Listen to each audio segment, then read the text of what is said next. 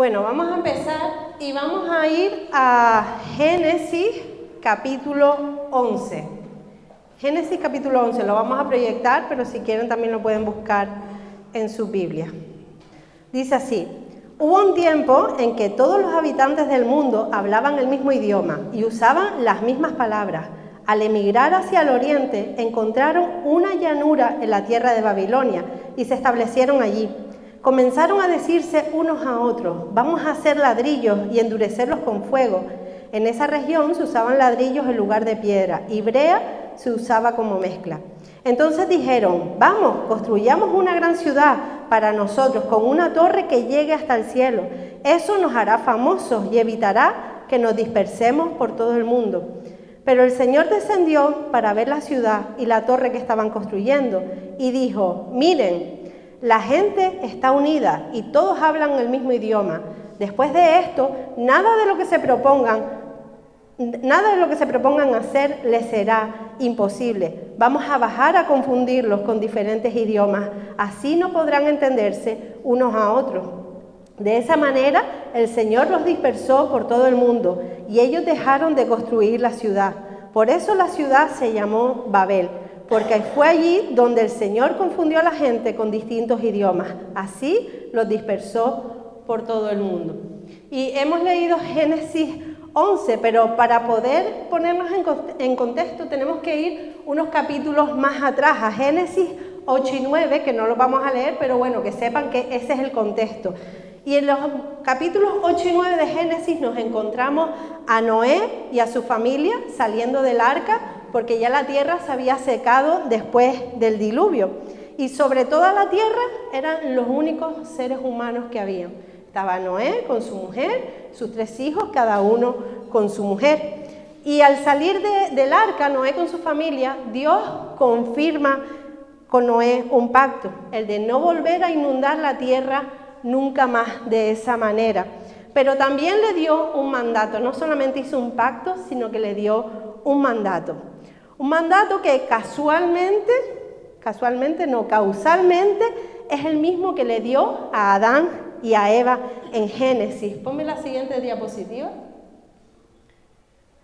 Ahí lo vemos. En Génesis 1:28, Dios le dio este mandamiento a Adán y a Eva. Les dijo, luego los bendijo con las siguientes palabras: sean fructíferos y multiplíquense, llenen la tierra y gobiernen sobre ella, reinen sobre los peces del mar, las aves del cielo y todos los animales que corren por el suelo.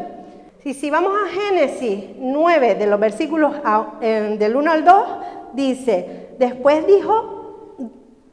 Dios bendijo a Noé y a sus hijos y les dijo: sean fructíferos y multiplíquense, llenen la tierra, todos los animales de la tierra, todas las aves del cielo, todos los animales pequeños que corren por el suelo y todos los peces del mar tendrán temor y terror de ustedes. Yo los he puesto bajo su autoridad. Y yo creo que el plan de Dios para la humanidad estaba bastante claro, ¿verdad? En solo 8 capítulos se repite 2 veces. Antes y después de la caída, el plan de Dios era el mismo. Tengan hijos, tengan hijas, expándanse por toda la tierra, no se queden en un solo lugar y gobiernen la tierra. Pero unas generaciones más tarde nos encontramos en Génesis 11, que es lo que acabamos de leer. Y aquí vemos a todos los descendientes de Noé haciendo unos planes totalmente distintos a los que Dios les había mandado, ¿verdad? Era una generación nueva, una generación que tenía la oportunidad de volver a empezar a hacer las cosas bien desde el principio. Pero ellos estaban más interesados en hacer su propia voluntad que la voluntad de Dios. Mientras que el plan de Dios era que se esparcieran, el plan de ellos era evitar ser esparcidos. Y en esta historia vemos cómo el pueblo hablaba una sola lengua, un solo idioma, no tenían barreras de comunicación, todos hablaban lo mismo. Y vemos que se establecen en Babilonia y se les ocurre, pues no solamente construir una ciudad, sino también una gran torre. Y el problema no estaba en lo que era la construcción en sí misma, sino en la intención de sus corazones. ¿Cuál era su motivación detrás de esa construcción? La torre no iba a ser construida como la hacían en otros lugares con la intención de que fuera un refugio, con la intención de que fuera una torre de vigilancia para evitar ser atacados por los enemigos, ¿verdad? Sino que lo que a ellos los motivaba era la soberbia. Ellos se estaban rebelando contra Dios, porque mientras el plan de Dios, ¿cuál era? Que se multiplicaran, que se esparcieran lo más posible. Su propio plan era hacer una ciudad fuerte, una ciudad que se hiciera famosa, una ciudad que se estableciera en un solo lugar para evitar ser dispersados. Querían ser famosos, ellos querían estar en boca de todo el mundo, querían ser independientes de Dios, querían construir su propio destino. Ellos estaban tratando de demostrar de alguna manera que no necesitaban a Dios para nada, que ellos mismos con su propia inteligencia, que con sus propios recursos podían valerse. En otras palabras, Dios les estaba estorbando en sus proyectos, ¿no? Porque no estaban en la misma onda, más bien estaban en una onda que era totalmente distinta. Y qué peligro cuando nosotros no nos queremos acoplar a los planes de Dios, a su voluntad, y queremos que Dios se acople a la nuestra, ¿verdad? Queremos incluirlo como un extra más, queremos que su voluntad, no, mi voluntad sea su voluntad, pero que sale de mí, no la que sale de Él, ¿verdad? Queremos que Él se acople a nosotros. Y ellos se rebelaron contra Dios, y lo hicieron con arte, y también lo hicieron con ingenio. Dice el versículo 3, que ellos decidieron construir una torre con ladrillos y con brea, y es curioso que nos dé este detalle de los materiales de construcción, ¿no? Porque normalmente ese tipo de construcciones se hacía con piedra y con argamasa, que es algo así como el mortero, pero ellos en ese lugar no tenían esos materiales, porque nos dice el versículo 1 que estaban ¿dónde? Si lo buscan, ¿dónde estaban? Dale para atrás, Jorge, por favor, o Andrei. ¿Dónde estaban? ¿Se ve? En una llanura. Estaban en una llanura. Eso significa que no había montañas. No había de dónde sacar la piedra. Pero esto no los iba a parar. Ellos dijeron, bueno, pues vamos a fabricar nosotros nuestros propios ladrillos. Y los pegaron con brea. ¿No hay cemento? Pues los pegamos con brea, ¿no? Ellos dijeron, lo hacemos porque lo hacemos. Y lo hacemos a nuestra manera.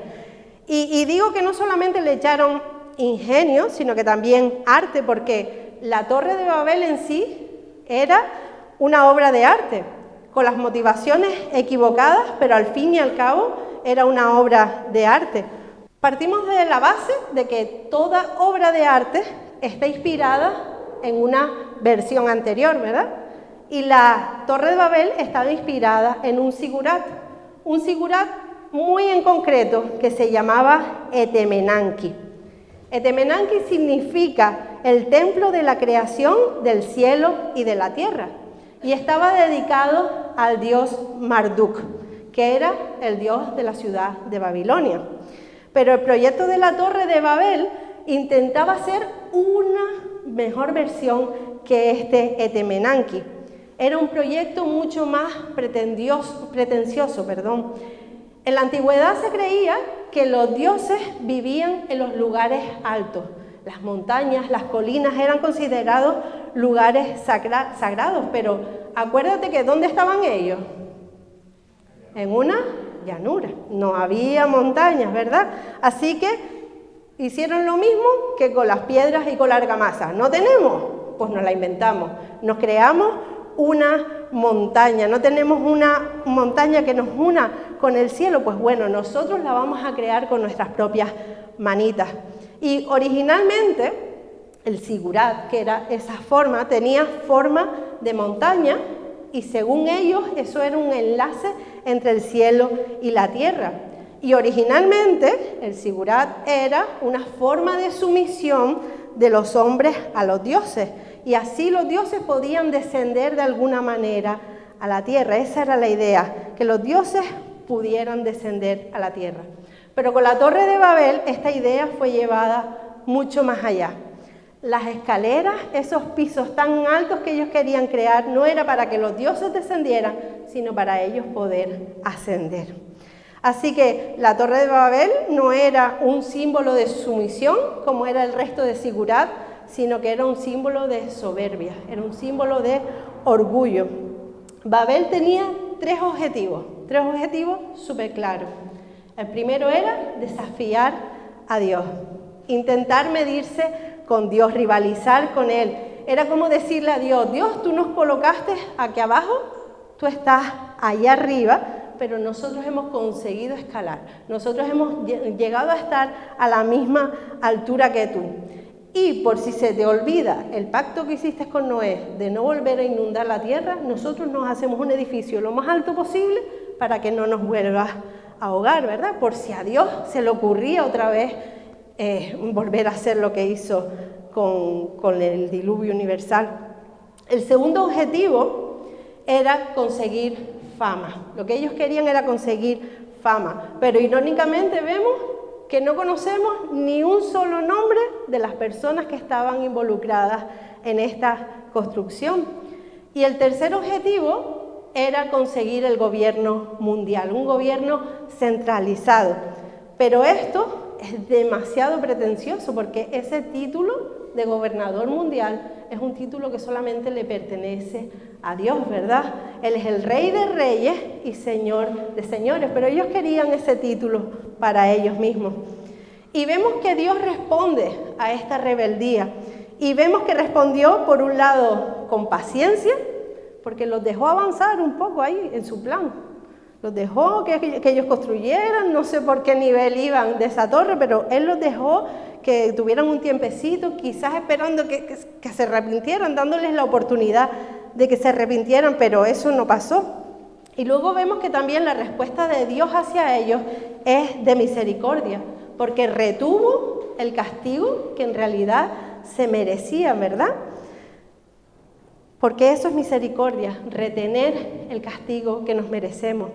Dios había prometido no destruirlos de la misma manera que lo había hecho en los tiempos de Noé, pero tampoco iba a permitir que su plan, su voluntad de que fueran esparcidos por toda la tierra no se cumpliera por causa de la cabezonería de esta gente.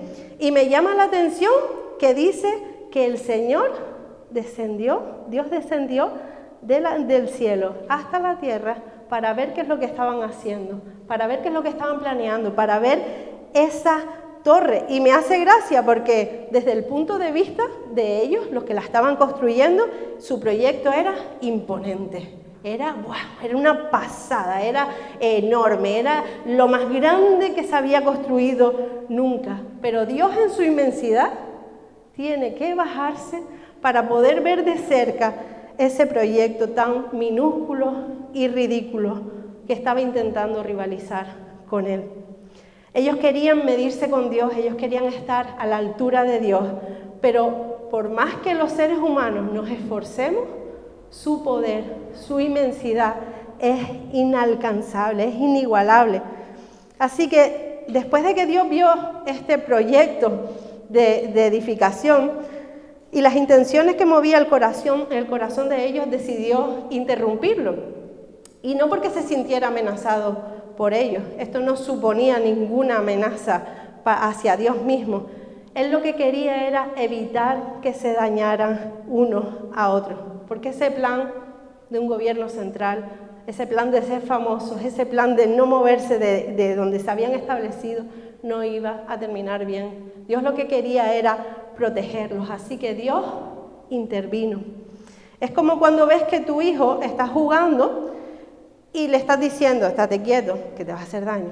Estate quieto, que te vas a hacer daño. Estate quieto, no hagas eso, que te vas a hacer daño. Bueno, pues al final uno, depende, si ve que lo que previsiblemente se va a hacer no es muy doloroso, no va a tener muchas consecuencias, pues al final, pues niño, cáete, date el golpe, porque no aprendes. Pero si tu hijo lo que está haciendo, en vez de estar jugando con algo, saltando, es ir corriendo hacia un precipicio, no lo vas a dejar tirarse, ¿no? Para que aprenda, tírate por el precipicio para que aprenda. Y es lo mismo, Dios frustró sus planes por amor y por misericordia. La dispersión no era un castigo, el confundir las lenguas no era un castigo, sino que era un medio de redención. Dios estaba intentando salvarlos de ellos mismos. Y como escribió un escritor ruso llamado Dostoyevsky, creo, no sé, dice, ¿qué será del hombre sin Dios y sin moralidad? Se dirá que todo es lícito. Que cuando sacamos a Dios de la ecuación, nos creemos que todo vale, ¿verdad? Y muchas veces Dios no nos da eso que queremos, no nos da eso en lo que le estamos poniendo tanto empeño, porque su misericordia y su amor hacia nosotros es demasiado grande. Y la forma que tenía Dios de frenar el plan de los hombres era confundir sus lenguas, confundirlos. Y esto es exactamente lo que significa la palabra Babel, significa confusión. Y eso es lo que causa la desobediencia, causa confusión, causa desorden, desconcierto, caos, alboroto. Cuando andamos en desobediencia es porque estamos perdidos, hemos perdido el enfoque. Y hay un sinónimo de confusión que me gusta bastante, dice desbarajuste. Es un sinónimo y lo que significa me gusta todavía más, dice espantada de una caballería. Cuando los caballos se asustan y empiezan a relinchar y arman una polvajera. Y luego también significa alocadamente, desordenadamente. Y esto es muy gráfico, ¿verdad? Cuando andamos en desobediencia, lo que se produce en nuestra vida es esto, es caos, es desbarajuste. Vayamos donde vayamos, es como si pasara una caballería espantada, ¿verdad? Arrasamos con todo lo que pillamos por delante. Y en Babel vemos que cada uno tomó su camino y comenzaron a dispersarse. Y de esta forma fue que Dios hizo que se cumpliera su voluntad. Salieron todos por patas, ¿verdad? Lo que no quisieron hacer por las buenas, lo tuvieron que hacer por las malas. Ellos tenían un plan, según ellos el superplan. Era una idea fantástica, pero Dios los interrumpió para redirigirlos, ¿no? Y muchas veces cuando nuestros planes se ven interrumpidos, cuando no nos salen las cosas cuando queremos, le echamos la culpa al diablo, le echamos la culpa a la vida, le echamos la culpa a las personas, le echamos la culpa a nosotros mismos, le echamos la culpa a Dios, porque según nosotros, Dios está haciendo que nuestros planes se interrumpan para fastidiarnos. Pero muchas veces no alcanzamos a darnos cuenta de que estas interrupciones en nuestros planes son un acto de gracia y misericordia de Dios para cada uno de nosotros. Y creo que el tiempo que nos ha tocado vivir nos da una perspectiva perfecta de cuando se te interrumpe un plan, cuando se te interrumpe la vida. Hace casi 4 años nuestra vida fue sacudida, ¿verdad? Parece como si fuera muy lejano, pero fue hace 4 años. La vida tal y como la conocíamos, un día de repente cambió de un día para otro, se cerró el colegio, la gente tuvo que dejar de ir a trabajar, la economía también se interrumpió, las reuniones de la iglesia, o sea, una iglesia cerrada, ¿dónde se ha visto eso? ¿Quién iba a pensar en eso? Los viajes, los proyectos, todo se paró, nadie se lo esperaba, vino así, sin más. Y el mundo estaba entretenido construyendo su propia torre de Babel. Estábamos tan entretenidos en eso que ni cuenta nos dimos. Porque si lo pensamos bien, no somos tan distintos a aquella sociedad que construyó esa torre de Babel física. Seguimos estando obsesionados con la búsqueda de la comodidad, con la búsqueda del placer, con la búsqueda del bienestar. Y vivimos también en una sociedad que rechaza a Dios, que busca sacarlo de ese lugar que a Él le corresponde para ponernos nosotros como el centro de todo, como el fin absoluto de la creación. Esta gente levantó una torre física, pero nosotros, con nuestras actitudes, con nuestro estilo de vida, con nuestra manera de vivir, también levantamos una torre, que aunque no sea física, está ahí. Levantamos nuestra propia torre de Babel. Y a veces me da la sensación de que cuando miramos atrás nos creemos que hemos avanzado muchísimo, ¿verdad? Que estamos mucho más evolucionados que la gente de hace tiempo. Creemos que sabemos más cosas y que tenemos todo más fresco que la gente que vivió antes que nosotros. Pero por muy evolucionados que estemos, ni ahora, ni nunca va a ocurrir tampoco, nunca vamos a tener la capacidad de controlar las cosas. Nunca vamos a tener la capacidad de hacer que los planes se cumplan tal cual, a rajatabla, como los teníamos pensado en nuestra cabeza. Y mis planes se han visto interrumpidos un montón de veces, yo no sé los de ustedes. La última vez que no salieron los planes exactamente como los habíamos pensado, fue un caos. Vamos a decir que Ayrán y yo estábamos en Madrid, y no voy a dar detalles, pero hubo una confusión en el horario. Y nos quedamos tirados con el vuelo, nos quedamos tirados allí. Teníamos que haber llegado, el plan era llegar a Fuerteventura el domingo por la tarde, para luego ya arrancar con la semana. Bueno, pues al final la cosa se complicó, nos quedamos tirados, tuvimos que ir el día siguiente hasta Lanzarote, en avión. Llegamos a Lanzarote, cogimos una guagua que se recorrió toda la isla, haciendo todas las paradas del mundo, hasta llegar a Playa Blanca. Allí cogimos un barco, que también me pareció una eternidad, aunque fueran 20 minutos, pero a mí se me hizo aquello eterno. Encima me acababa como un bocadillo, tenía el bocadillo, o sea, horrible. Y ya luego en Corralejo nos recogieron y nos llevaron a casa. Pero fue un caos total. A mí se me retrasaron los pedidos que tenía el trabajo. Ayrán tuvo que estar llamando al jefe para ver cómo arreglaban eso. Hasta el día de hoy todavía se están riendo de él por haberse quedado en Madrid. O sea, se gastó dinero que no nos teníamos que haber gastado para comprar nuevos billetes. Acabamos reventados, yo venía con gripe, o sea, nos costó una semanita larga volver a levantar cabeza. Un desastre, ¿verdad? Y seguro que a ustedes también les habrá pasado, que se levantan un día con una idea, con un planning súper definido de ahora voy a hacer esto y voy a hacer lo otro y luego voy a hacer lo demás allá, pero luego empiezan las cosas a torcerse, empieza a ponerse el día raro y más vale que no te hubieses levantado ese día, ¿verdad? Porque nada sale como tú lo tenías pensado, como era esperado. Y nos pasa en las cosas cotidianas como esta, pero también hay cosas que se nos salen del control. Nos pasa también cuando no estamos haciendo las cosas como las deberíamos estar haciendo. Cuando estamos haciendo nuestra voluntad y cuando no estamos haciendo la voluntad de Dios. Y Dios tiene que intervenir y nos interrumpe. Y estas interrupciones son actos de la gracia de Dios. Y a veces necesitamos que nos obligue a parar y a replantearnos, porque si no, estamos como ese niño que corre derechito para el precipicio. Necesitamos que intervenga, necesitamos que nos pare. Y las interrupciones y las frustraciones que sufrimos son una oportunidad para redirigirnos, para obedecerle, para darle la gloria a Él. Tanto las grandes interrupciones como las pequeñas del día a día. De todas esas interrupciones podemos aprender.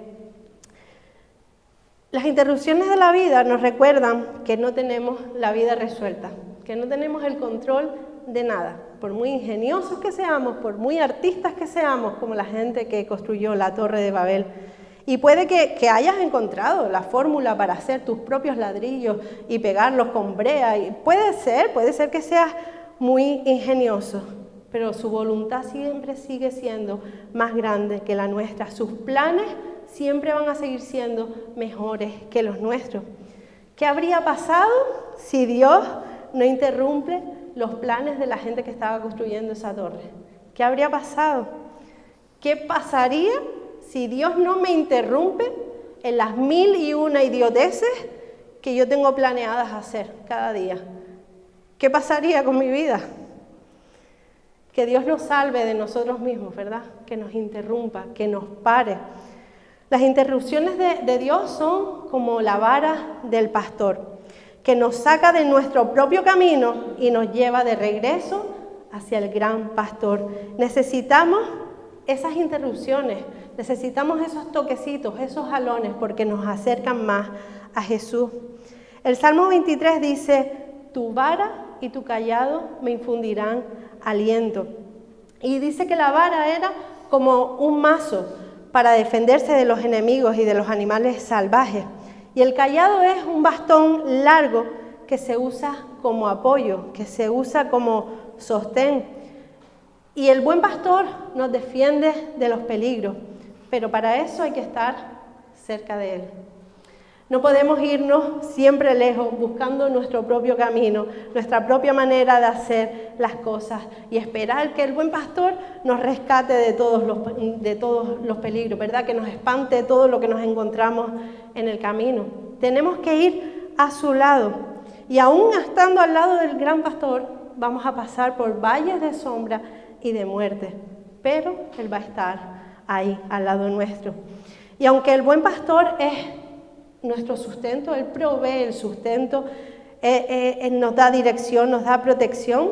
A veces las ovejas, dígase también nosotros, queremos buscar pastos más verdes, ¿verdad? Porque no lo sabemos todo. Y necesitamos que su vara y su callado, que nos infunden aliento, también nos den un toquecito. Porque las ovejas son animales que se despitan enseguida, necesitan toquecitos para que no se desorienten, ¿verdad? Y nosotros necesitamos esas interrupciones, necesitamos esos toquecitos de tira para allá, que por ahí no es, que te crees que te la sabes toda, tira para el camino, porque si no vamos a acabar en el camino que no es. Así que aprendamos a agradecerle a Dios cuando Él frustra nuestros planes, porque es lo mejor que nos puede pasar cuando las cosas no salen como nosotros teníamos pensado hacerlas. Y sé que es difícil hacerlo, sé que es difícil darle gracias a Dios cuando las cosas no salen como queríamos, pero esto nos va a ayudar a dejar de mirar hacia nosotros y a poner nuestros ojos en Jesús, porque a nosotros nos preocupa muchísimo nuestra comodidad, pero lo que a Él le preocupa es nuestra transformación, y las transformaciones no son cómodas, pero son necesarias. El pueblo que construía la Torre de Babel tenía orgullo en su corazón. Se mostraron desafiantes con Dios y aunque esa torre estaba orientada hacia el cielo, Dios estaba excluido de los planes de ellos.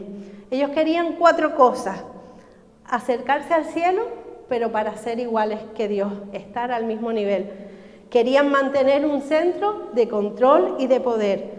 Querían dar a conocer la grandeza de su pueblo, o sea, querían ser famosos. No querían hacer el nombre de Dios famoso, querían ser ellos famosos. Y por último, querían ser independientes. Como dice Simba del Rey León, nadie que me diga lo que debo hacer, nadie que me diga cómo debo ser, libre para hacer mi ley, libre para ser el rey. Y aquí estamos, miles de años después, no te rías, que tú has visto Rey León. Aquí estamos miles de años después y seguimos con las mismas pretensiones. Para el mundo, eso está claro, ¿verdad? ¿Qué es lo que quieren hacer? Que quieren ser los reyes y no quieren estar sujetos a nada. Pero los hijos de Dios no podemos andar así. A veces nosotros como creyentes también nos dejamos engatusar por ese tipo de pensamiento, ¿verdad? Hacer nuestro propio plan, hacer nuestra propia torre de Babel. Pero las consecuencias de hacer nuestra propia torre son confusión. Y me gustaría recordar las palabras del salmista en el Salmo 139, del 23 al 24, que dice: examíname, oh Dios, y conoce mi corazón. Pruébame y conoce los pensamientos que me inquietan. Señálame cualquier cosa en mí que te ofenda y guíame por el camino de la vida eterna. Y aquí el salmista le está pidiendo a Dios que le muestre cualquier resquicio que esté en su vida, en el que haya rebeldía, en el que haya orgullo, en el que haya pecado y que quizás no se ha dado cuenta. Le está pidiendo que le dé un toquecito de gracia, que le dé un toque con la vara del pastor. Le está diciendo: por favor, Dios, recondúceme, guíame por el camino que es. Interrumpe mis planes si es que yo me estoy desviando de tu voluntad. Y antes de terminar, me gustaría que pudiésemos escuchar una canción que se llama Babel y que habla acerca de esto.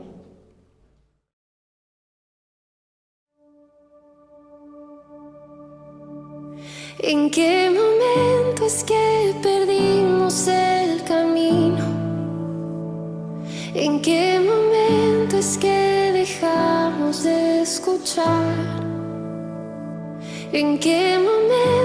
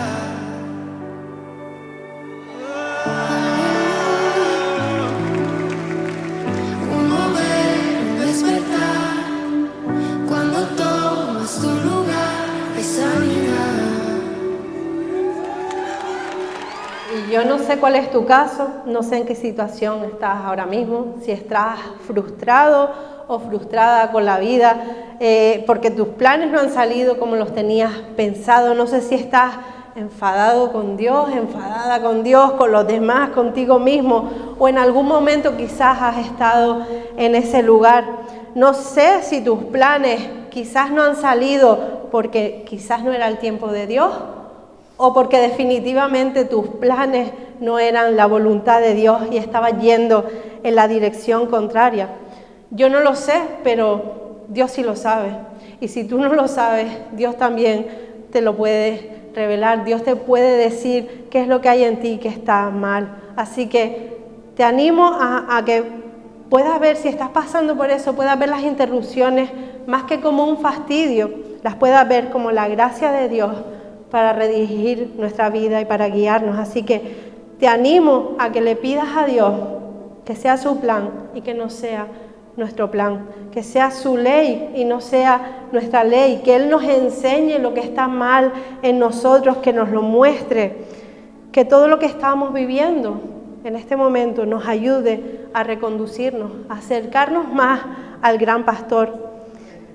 Mira lo que está pasando en tu vida, en la situación por la que estés pasando, como la gracia de Dios, dándote una nueva oportunidad para volver a enfocarte. Así que vamos a pedirle eso a Dios ahora, que nos examine, que nos toque con su vara, que nos dé un toquecito más fuerte si es que no nos enteramos, porque al final va a ser para nuestro bien, que nos ayude a rendirnos a su voluntad y que sea Él el que nos guíe por el camino eterno.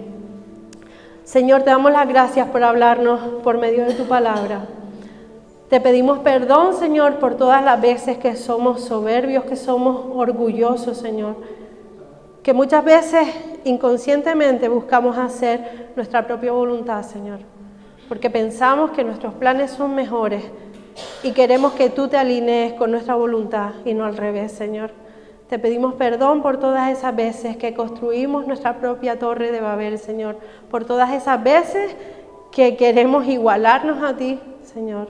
Por todas esas veces que queremos tener la razón, Señor. Por todas las veces que nos empeñamos en algo que sabemos perfectamente que no es tu voluntad, Señor.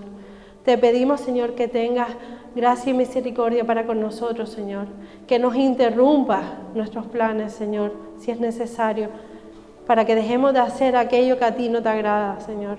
Te pedimos que nos ayudes, Señor, a antes de hacer nada, mirar cuál es tu voluntad, Señor.